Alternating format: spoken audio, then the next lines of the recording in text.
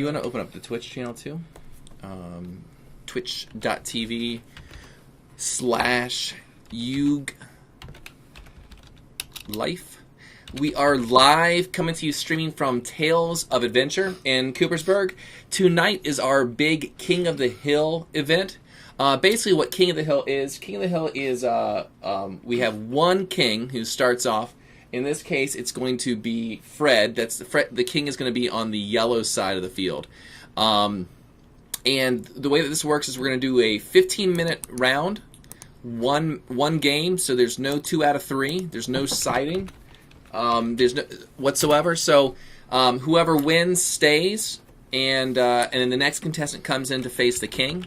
The way that time works, as soon as time is called, play ends immediately, and it goes to whoever has the highest life points. If it is still a tie, then it goes to the king, and then the contender moves on, and is replaced. The former king, current king, I should say, that's not playing right now, is in the box with me to my left-hand side. He is the gentleman in the green shirt that you see right below the King of the Hill logo, Mr. Edgar 69 Colazo. Say hi, Edgar. Hey, what's going on?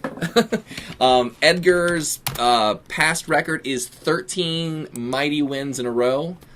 He's followed by Ryan Kerrigan, who came the closest to touching Edgar's record at 10 in a row. And so we'll see what happens tonight. We have the stream on. If you notice any kind of bugs, any kind of glitching whatsoever, let me know. Everything should be running pretty well. So without further ado, I'm going to go ahead and start it off. Let me go and give a knock on the window and let the guys know that the round has begun. Let me start the timer. Hold on one second. I got it right here. Got it? Yeah, timer's right above. Let me advertise this on Facebook real quick. Now, Fred, on the king side, on the yellow side. Oh, you know what? We got a little bit of camera. Let me turn off that autofocus, because I know that is mighty annoying when that starts focusing in and out.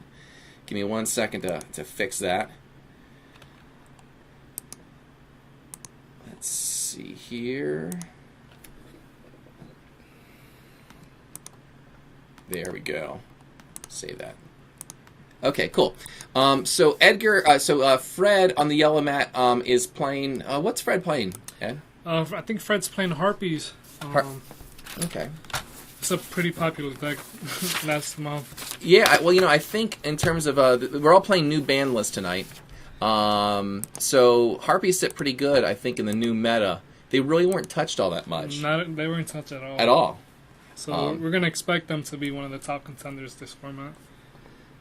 Ernest is playing Medulces. Ernest has been playing Medulces for quite some time. They just last night got announced a new card. I don't know all the effects. Basically a lone fire. Basically, what you do is you want to grab Hoot Cake and use Hoot Cake's effect to remove her, and just the shenanigans just begin. It's instant tiramisu. So it kind of speeds up the deck. It really does. Okay. It's pretty much. Ernest sets 3 back rows and passes. Looks like he didn't draw into the Medulce monsters that he needs to get his game going.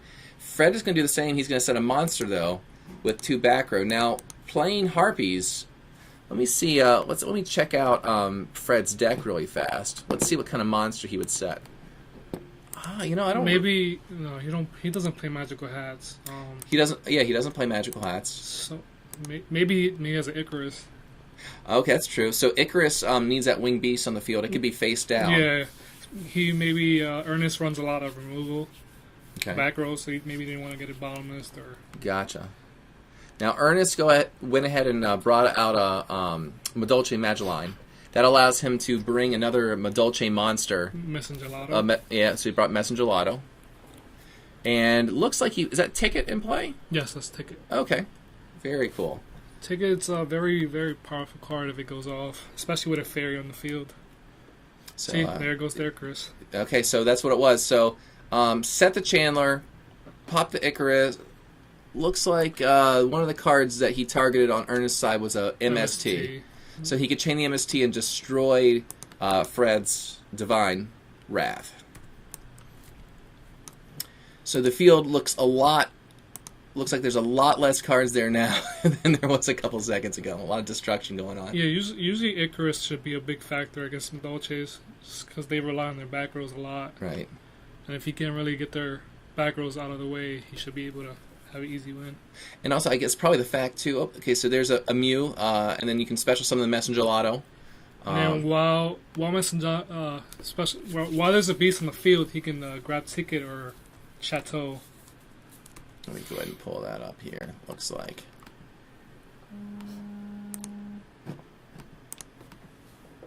There we go. There's Messenger Lotto. Looks like we're a little late on that. Sorry.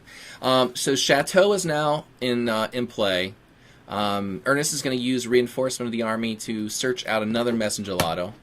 Now, can you bring out 2 Messenger Lottos off the one beast? No, just one. Just the one. Some deck shuffling there.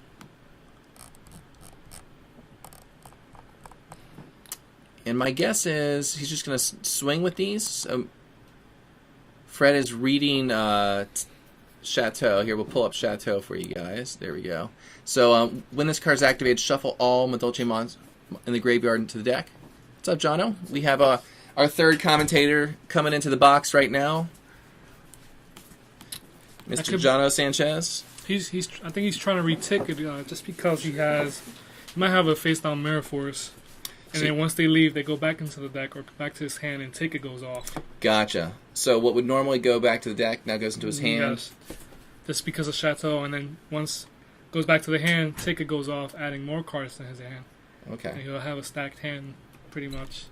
So Fred's out to the current... okay, so that's a Palooza, huh?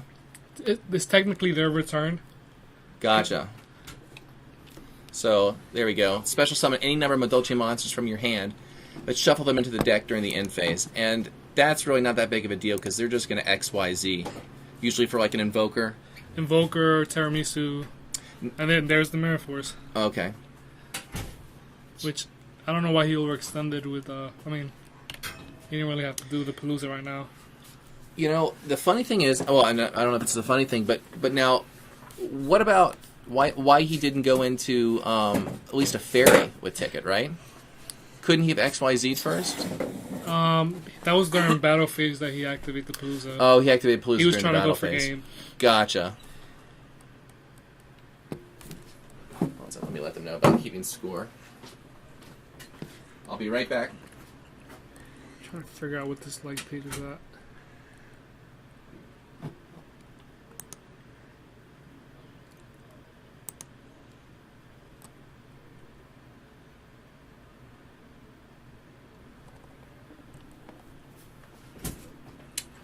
Can you see that score on there? Not really. Faint. It's real faint on Fred's side. It's washing out just a little bit. Let me see if I can fix that up just so we can see that score. Fred actually is at 3,000. Oh, okay. Yeah, that Palooza would have been game. So wait, what happened?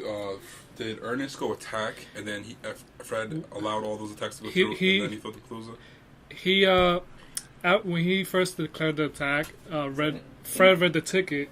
Any better? Yes, Yeah. better. He read the ticket, which we assumed he had Mirror Force. But if he would have Mirror Forced, he would have recruited more Madolches from his deck and then Palooza for game. Yeah. So Fred was in the right call for not Mirror Forcing on that first attack. That's good. Well, I'm surprised it came from Fred. And then he had the Palooza and that's when Mirror Force came in. So one thing that gives Fred an edge is the fact that he's a judge. So he can, make the calls and identify them better than the average player would be able to actually identify those plays. Looks like Fred has a pretty not so ideal hand, I guess. For a Harpy player, all Harpies, no back row, no anything to support. What's gonna That's help him okay out with here, the Chandler, though, right? Yeah. What's gonna help him out is the fact his opponent has no back row at all right now.